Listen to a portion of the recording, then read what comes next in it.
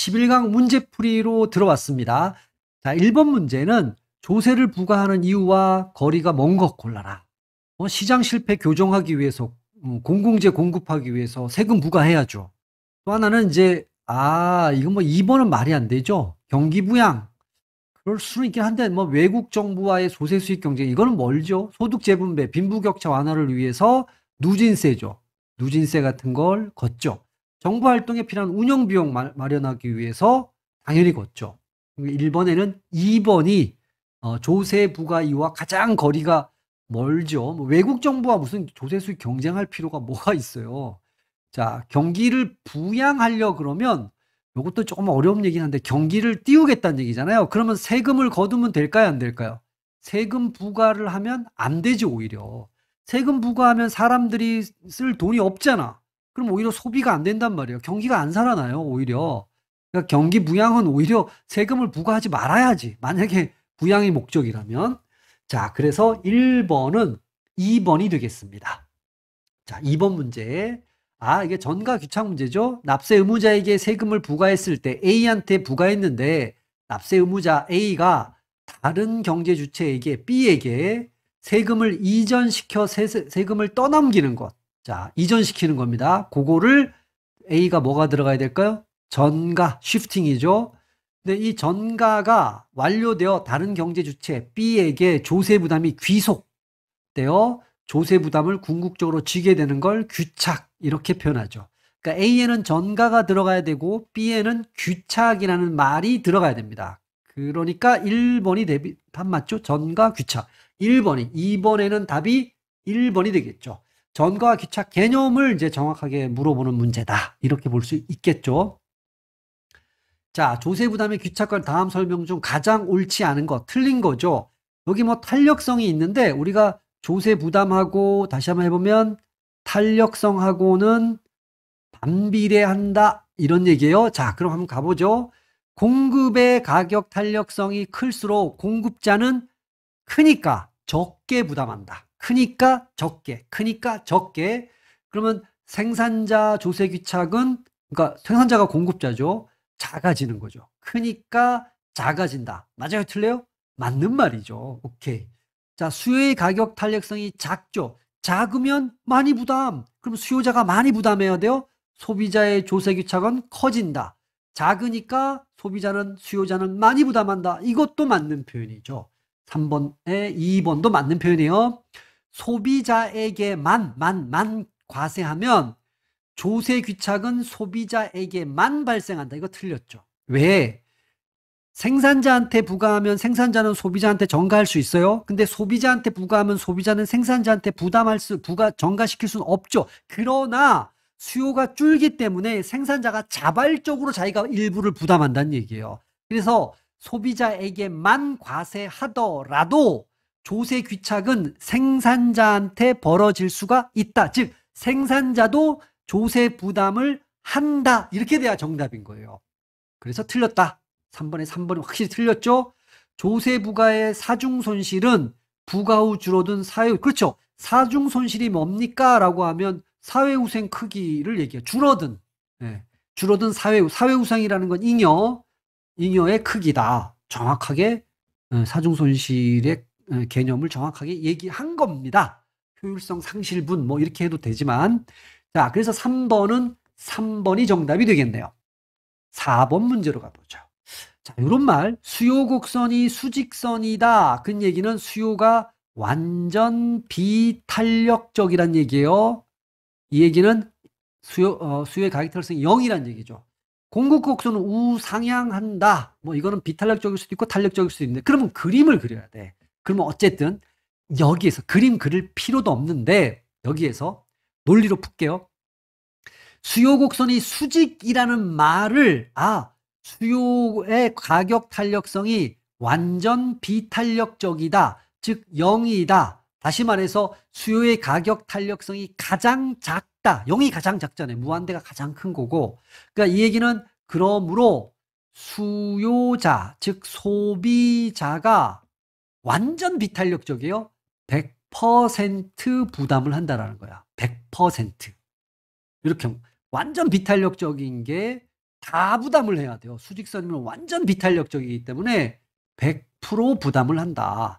뭐 이건 그림까지 그릴 필요 없이 그냥 탄력성의 논리로 가죠. 그러니까 4번의 정답이 되는 건 2번이 되겠죠. 전액이 누구한테 정가 내지는 귀착이 되는 거예요? 소비자에게.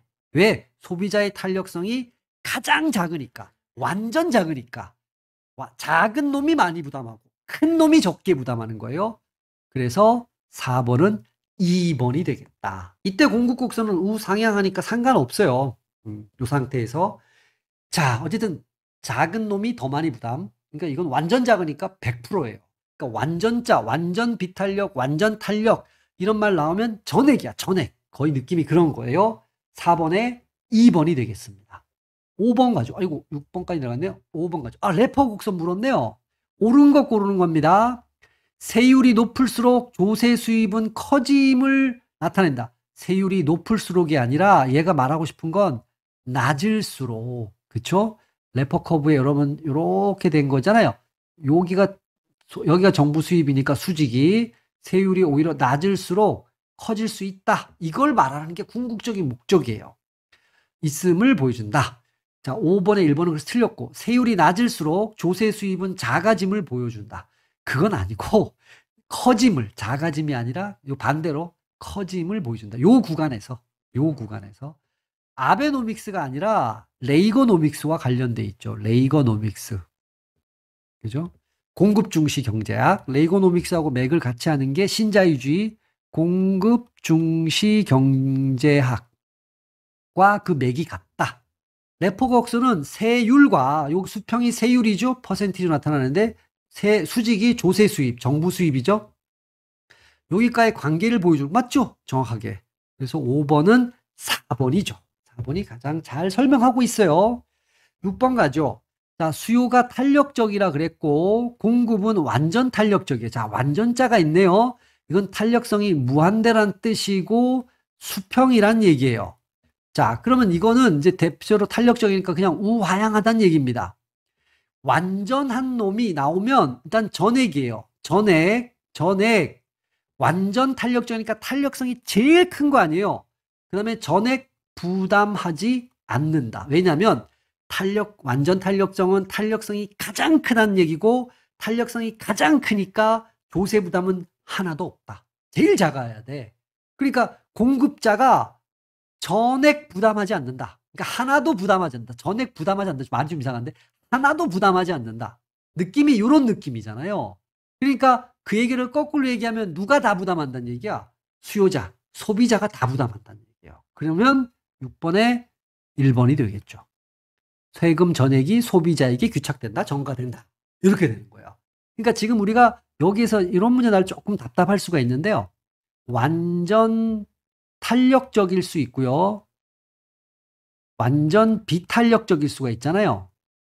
자, 요게 수직선이란 의미고요. 여기가 수평선이란 의미죠. 그러면 요게 가장 큰 거니까 여기는 부담이 0이에요. 0. 얘는 부담이 0%, 0%, 하여튼 부담이 0원, 부담이 전액. 그러니까 비탄력적인 놈이 다 부담하는 거예요. 그러니까 여기 완전 비탄력적인 게. 완전 탄력적인 건 한 푼도 부담하지 않는. 그럼 상대방이 다 부담한다는 얘기죠. 요 경우가 그거죠. 완전 탄력적이니까 공급자는 한 푼도 부담 안 하네? 그럼 전액 수요자가, 소비자가 이렇게 되는 거죠. 6번에 1번. 자, 정부 실패 원인 물었네요. 가장 거리가 먼 거. 관료들이 자기 소속 부서의 이익을 추구하기 때문에 비효율성이 나온다. 공적 자금을 악용, 즉 부정부패 때문에 나온다. 정부 개입의 비효율성이 있죠. 관료 조직의 특성. 이런 걸 이제 라이벤슈타인이 X 비효율성이라고 그랬는데, 이거 외제하는 게 아니죠. 내재하는, 공국 내재하는 이유에 기반한 비효율성. 네, 뭐 인센티브가 없는 거야. 열심히 일할 이유가 없죠. 뭐 이런 것 때문에 비효율성이 초래된다. 그런 의미에서 틀린 거니까 뭐 4번 정도가 되겠죠. 여기 7번 문제는 외제를 내재하는 내부 조직의 그 특성상. 자, 뭐 그런 느낌으로 실패 이유를 정리해 봤고요. 8번 문제 가죠. 자, 생산자가 소비자에게 세금을 많이 전가시키는 상황. 그러면 이 말은 소비자가 더 많이 부담한다는 얘기죠. 그러면 소비자, 수요의 탄력, 가격 탄력성은 비탄력적이어야 돼야 돼. 작아야 돼. 그죠? 생산자는 탄력적이 돼야 돼. 공급의 탄력성이. 그런 걸 찾으면 돼요. 그러면 11번에 보시면 수요는 아니죠. 그러니까 이거는 천천히 소비자에게 세금을 많이 전가시키는 상황이니까 요거는 수요는 탄력적이 돼야 되고 비탄력적이 돼야 되고 그죠? 공급은 탄력적이 돼야 되는 거. 그걸 찾아야 되니까 4번이죠. 비탄력적인 수요와 탄력적인 공급. 요거죠. 탄력적일수록 부담은 적어져요. 비탄력적일수록 조세 부담은 많아져요. 그렇죠? 그러니까 세금을 수요자한테 전가를 많이 시킨다는 얘기가 되겠죠. 자, 이렇게 따지면 뭐 8번도 쉬운 얘기죠. 비탄력적인 놈이 많이 부담합니다. 탄력적인 놈이 적게 부담합니다. 이렇게 따지고 들어가면 돼요. 그냥. 자, 이제 8번은 4번이 되는 거고요. 그래서 9번 문제 가보죠. 옳지 않은 겁니다. 아이고, 뭐 1번 무조건 틀렸죠. 조세 납부자가 곧 조세 부담자다. 그럴 수도 있지만 아닐 수도 있죠. 그래서 벌어지는 게 뭐예요? 전가와 귀착의 문제가 벌어지죠. 이 전가와 귀착의 문제는 탄력성에 달려있다. 탄력성 외에 다른 것도 있을 수 있지만 제일 중요한 게 이제 요거죠. 이걸 우리가 배웠잖아요. 근데 같다라고 했으니까 1번은 당연히 옳지 않죠. 균형 가격보다 낮게 설정된 최저임금은 오늘 이제 다 연습하는 거죠. 이렇게 수요 공급이 있을 때 여기가 균형 가격입니다. 여러분 최저임금은 최저가격제잖아요. 복습하는 겁니다. 최저가격제는 시장의 균형임금이 너무 낮아요. 그래서 얘보다 높게 설정해 주는 거예요. 이렇게. 그럴 때 효과가 있는 거죠. 그러니까 낮게 설정된 것은 실효성이 없다 그랬으니까 얘는 맞는 편이에요. 얘보다 낮게 하면요. 최저가격제 효과가 없어요. 높게 설정해야 돼요. 이 얘기니까 9번에 2번은 맞는 편이죠. 외부효과 정의입니다. 나의 행위가 다른 경제주체에 대가를 주지도 받지도 않으면서 편익과 비용을 제3자에게 어떤 대가의 주고받음도 없이 영향을 주는 것. 이걸 외부효과라고 그러잖아요. 정의상 정확한 말이고요. 회계적 비용은 기회비용에 포함되죠. 기회비용은 회계적 비용 플러스 암묵적 비용 둘 다 합한 거니까 우리가 생산자의 비용 이론 들어갈 때 이거 또 할 겁니다. 기회비용 얘기는. 오케이. 나머지 2번, 3번, 4번은 종합적으로 맞고요. 1번이 틀렸죠. 자, 10번 문제 넘어가 볼까요? 조세와 관련한 다음 설명 중 옳은 겁니다. 또 나오네요. 탄력성이 클수록 크면 적게 부담해요. 소비자 조세 귀착은 커진다가 아니지. 작아진다. 소비자 쪽으로 조세가 가는 거는 귀착되는 건 작아져요. 왜? 탄력성이 크니까. 자, 생산자에게만 과세하면 조세 귀착은 생산자에게만 발생한다. 아니죠. 소비자에게 전가시킵니다. 귀착시킵니다. 그렇죠? 일부. 물론 그 크기는 탄력성에 달려 있지만 당연히 생산자는 가격에 의해서 조세를 소비자한테 전가시킵니다. 그래서 이 10번에 2번은 말도 안 되는 얘기고요. 자, 공급의 가격 탄력성입니다. 얘가 작다 그랬어요. 그러면 반비례니까 작으면 많이 부담해. 그러니까 공급자가 많이 부담해야 되겠죠. 생산자의 조세 귀착은 작아진다가 아니라 커진다가 돼야 되죠. 커진다. 10번 3번도 틀렸죠. 레퍼 커브 물었네요. 세율을 낮추어도 그렇죠. 레퍼 커브가 요거니까 요 최적 세율의 오른쪽에 있다면 세율을 낮추어도 오히려 정부 수입이 조세 수입이 증가할 수 있음을 보여준다. 오케이. 그걸 보여주는 거죠. 그 부분 그걸 더 강조하는 겁니다. 그래서 10번에는 4번이 가장 옳은 표현이고 1, 2, 3번은 틀렸다. 이렇게 정리할 수 있겠네요. 자, 10번이 4번이고 11번 문제로 넘어가 보죠. 조세전과 귀착입니다. 옳은 겁니다. 생산자, 소비자 간의 조세 부담의 정도를 결정하는 건 소득 탄력성이 아니라 정확하게 어떻게 고쳐야 돼요? 가격 탄력성이다. 이렇게 고쳐야 됩니다. 가격 탄력성입니다. 물론 수요의 소득 탄력성 이런 게 있어요. 있지만 우리는 지금 안 배웠습니다. 그럼 배울 필요는 없고요. 수요의 가격 탄력성 같은 걸 배웠잖아요. 가격 탄력성으로 1번은 수정을 해야 돼요. 그래야지 맞는 표현이 되는 겁니다. 자, 1번은 틀렸고 공급의 가격 탄력성이라 그랬어요. 낮을수록 낮으면 많이 부담해야 돼요. 조세의 소비자 정가는 커진다가 아니라 작아진다. 이렇게 돼야 되죠. 왜? 공급의 가격 탄력성이 낮으니까 누가 많이 부담해야 돼요? 공급자가 많이 부담한다는 얘기예요. 그 얘기는 소비자는 적게 부담한다는 얘기예요. 즉 소비자 정가가 작아진다는 얘기예요. 그래서 이렇게 바꿔야 되는 거고요. 3번 문제. 수요의 가격 탄력성이 높다 그랬어요. 그럼 여기만 읽었을 때 높으니까 조세 부담은 작아져요. 수요자의. 그러니까 소비자 조세 정가는 작아진다. 오케이. 빙고. 이게 맞는 얘기죠. 11번에는 3번이 맞는 겁니다. 정가가 작아진다는 얘기는 부담이 작아진다는 얘기가 되겠죠.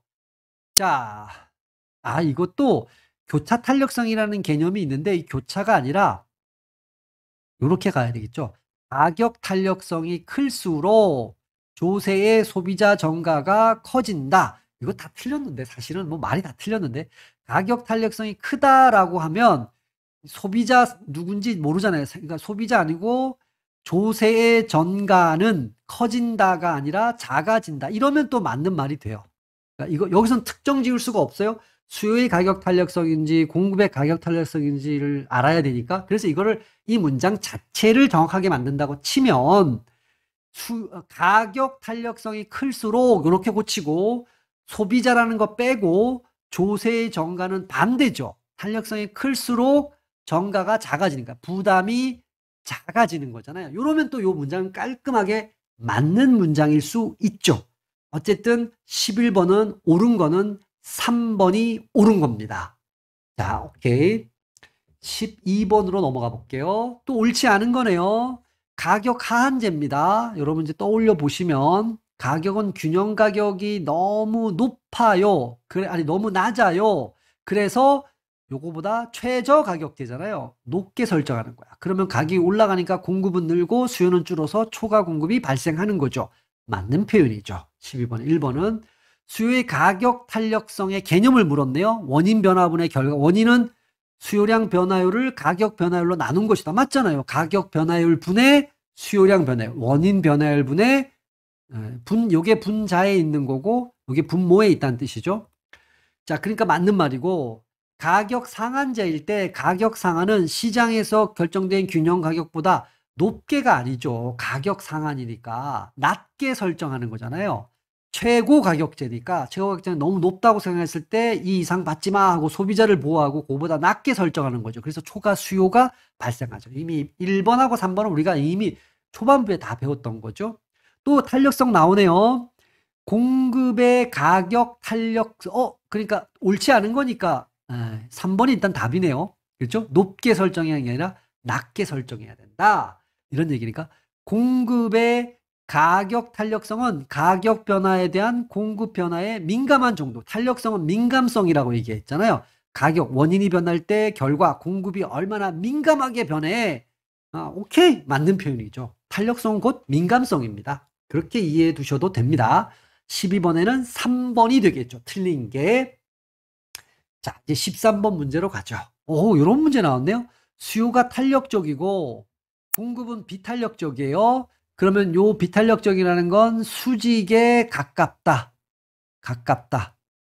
이런 얘기고 탄력적이라는 걸 이제 수평의 그래프로 얘기하면 가깝다. 이렇게 표현할 수 있는데 조세의 귀착, 즉 조세의 부담을 얘기하는 거예요. 조세의 정가, 조세의 귀착은 조세 부담. 누가 많이 부담할까요? 이런 얘기예요. 그러면 여기서는 완전자가 없잖아요. 그러니까 전액 누가 부담하든가 누가 부담 안 한다 이런 말을 쓰면 안 돼. 다만 탄력성이 클수록 조세 부담은 줄어드는 거예요. 비탄력적이라는 건 탄력성이 작다는 얘기죠. 그러면 조세 부담이 커지는 거야. 그러니까 우리는 뭐만 알 수 있냐면 수요자보다 생산자가 조세 부담이 더 큽니다를 알 수 있는 거죠. 그렇죠? 완전자가 없어요. 여기서는 비탄력적이라는 게 탄력성이 작다는 뜻이잖아요. 0과 1 사이의 값입니다. 그러니까 여기서 확실히 알 수 있는 건 4번이죠. 생산자 부담이 조세 부담이 더 클 것이다. 이거는 확실히 알 수 있어. 이거는 뭐 그래프로 그려봐도 되지만 그럴 필요가 전혀 없어요. 그 논리를 이론편에서 이해하고 그 공식을 여기다 적용하다 보면 쉽게 이해할 수가 있죠. 자, 그래서 13번은 4번입니다. 14번 문제로 넘어가 보죠. 사중손실인데 사중손실은 조세부담과 달라요. 탄력성에 비례합니다. 즉 탄력성이 클수록 사중손실도 크다. 이렇게 얘기한 거야. 가장 크게 나타나는 건 수요의 가격 탄력성과 공급의 가격 탄력성이 모두 클수록 모두 큰 거죠. 자, 그러면 자, 3번이죠. 왜냐하면 수요 공급이 모두 완전 탄력적. 이게 탄력성이 둘 다 무한대라는 얘기잖아요. 둘 다 가장 커. 가장 클수록. 탄력성이 클수록 사중 손실은 커지는데 조세 부담은 줄죠. 커지는데 이 중에서 보기 중에서 둘 다 탄력성이 제일 큰 게 뭐냐라는 거야. 제일 큰 거는 둘 다 완전 탄력적일 때. 이게 탄력성이 제일 클 때잖아요. 그래서 여기 경우에는 14번에는 3번이 사중 손실이 가장 크다. 물론 수요와 공급이 모두 완전 비탄력적이면 사중 손실이 가장 적겠죠. 반대로 얘기하면. 그죠? 완전 비탄력적이면 둘 다. 요것도 크지만 여기는 완전자가 들어가니까 얘가 훨씬 크잖아요. 자, 그래서 14번은 3번이 되겠다. 자, 15번 레퍼 커브 물었네요. 옳지 않은 겁니다. 지나치게 높은 세율은 노동과 투자욕을 감소시킨다. 이게 바로 공급 중시 경제학, 레이거노믹스와 같은 맥락이잖아요. 그렇죠? 그래서 아이고 2번이 틀렸네요. 수요 중시라는 말은 잘 없는데 수요가 아니고 요 수요자를 뭘로 바꿔야 돼요? 공급. 공급 중시 경제학자들의 견해와 일치하다. 이러면 맞아. 그래서 감세해야 된다. 텍스컷 해줘야 됩니다. 이런 얘기죠. 노동 의욕 고취를 위해 근로장려 세제를 추진한다. 맞는 얘기죠. 근로장려 세제라는 게 쉽게 말하면 뭐예요? 근로자한테 세금을 줄여주는 걸 얘기하는 거죠. 근로를 장려하는 차원에서 세금 혜택을 준다. 세금을 줄여준다. 투자욕 촉진을 위해서 투자 세액공제. 같은 말이에요. 투자를 할 때 세금을 줄여준다. 이런 얘기니까 맞는 얘기죠. 결국은 레퍼 커브가 텍스컷하고 직결되는 거예요. 감세하세요. 그러면 좋아져요. 그 맥락 속에서 있다. 그게 이제 공급 중시 경제학이죠. 레이거노믹스죠. 그래서 15번에는 2번이 되겠다라는 겁니다. 16번 가보죠. 조세 부과 시 탄력성에 따라 달라지는 것이 아닌 것. 여러분, 자, 탄력성의 개념을 가볼게요. 가격 변화율 분의 원인 변화율 분의 수요 또는 이제 공급이죠. 공급 변화율. 이 수요 공급이라는 게 이제 거래량이라고 쓸 수 있죠. 합해서. 자, 그러니까 천천히 보면 과세부 탄력성에 따라 달라진다. 탄력성에 따라서 탄력성이 크다 작다라고 하는 건 가격 변화가 있을 때 수요 변화율, 공급 변화율, 즉 그게 얼마입니까? 요 두 가지를 나타내는 거잖아요. 그러니까 가격 변화의 크기, 요건 탄력성과 관련돼 있죠. 거래량 변화의 크기, 이것도 탄력성과 관련이 돼 있어요. 공식상 그렇죠. 자, 그러면 요거에 의해서 탄력성이 결정이 되고 요 두 가지에 의해서 탄력성이 결정되고 그 탄력성이 조세 부담의 크기를 결정한다는 거예요. 그러니까 1번이 결정이 되는 거죠. 그래서 16번에는 제일 상관없는 게 4번이죠. 다시 한번 우리가 여기까지는 알아요. 탄력성의 크기에 따라서 조세 부담의 크기가 결정됩니다. 그럼 탄력성을 결정하는 게 뭡니까? 가격 변화의 크기와 거래량 변화, 수요 공급의 변화의 크기다. 이런 의미에서 1, 2, 3번은 탄력성에 따라서 달라지는 것들이죠. 탄력성이 크다라는 건 가격 변화에 대해서 거래량 변화가 크다는 얘기고, 그러면 조세 부담이 작아진다. 뭐 크기가 줄어든다. 이렇게 우리가 얘기할 수 있잖아요. 그래서 16번은 4번이 되겠습니다. 옳지 않은 겁니다. 자, 완전 경쟁 시장의 균형 가격과 균형 거래는 수요자 공급자나 다른 한쪽의 효용 또는 이율을 감소시키지 않고서는 어떤 누구의 효용도 이율을 높일 수 없으므로, 그렇죠. 그 균형에서 이런 걸 뭐라 그런다고 그랬어요? 파레토 최적. 완전 경쟁 시장의 균형에서 달성되는 게 바로 뭐예요? 파레토 최적이잖아요. 정확하게 말했죠. 여기는 앞쪽에 다 설명한 거니까 가볍게 넘어가겠습니다. 옳은 표현이죠. 시장에서의 균형은 다른 조건이 변하지 않을 때 구매자와 판매자 간의 자신의 행동을 그렇죠.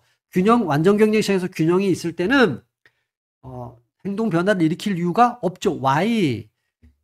사회적 후생, 잉여가 극대니까 다. 굳이 내가 최대 잉여를 누리고 있는데 굳이 다른 걸 바꿀 이유가 전혀 없죠. 17번에 2번도 맞는 표현. 매몰 비용입니다. 썬크 코스트 기억나시죠? 기회비용 할 때 현재 시점에서 어떤 선택을 회수 불가능 비용. 그게 바로 뭐예요? 매몰 비용이야. 그러니까 경제적 의사결정에서는 이 매몰 비용을 고려할 필요가 없다. 즉 기회비용에 포함시킬 필요가 없다는 얘기예요. 맞는 표현입니다. 가격 통제에 의한 사회적 이용 아니죠. 가격 통제라는 건 정부가 개입을 했다는 얘기잖아요. 세금 부담처럼 정부가 개입을 하면 사회적 이윤은 증가하는 게 아니라 어떻게 돼야 돼요? 감소, 즉 다시 말해서 사중 손실이 발생한다라는 거예요. 정부 개입은 세금이든 가격 통제든 직접 규제든 어쨌든 간에 개입이 이루어지면 사회적 잉여는 줄어듭니다. 사회적 후생은 감소합니다. 사중 손실은 발생합니다. 이게 정답이라 그랬어요. 17번에는 그래서 4번이 됩니다.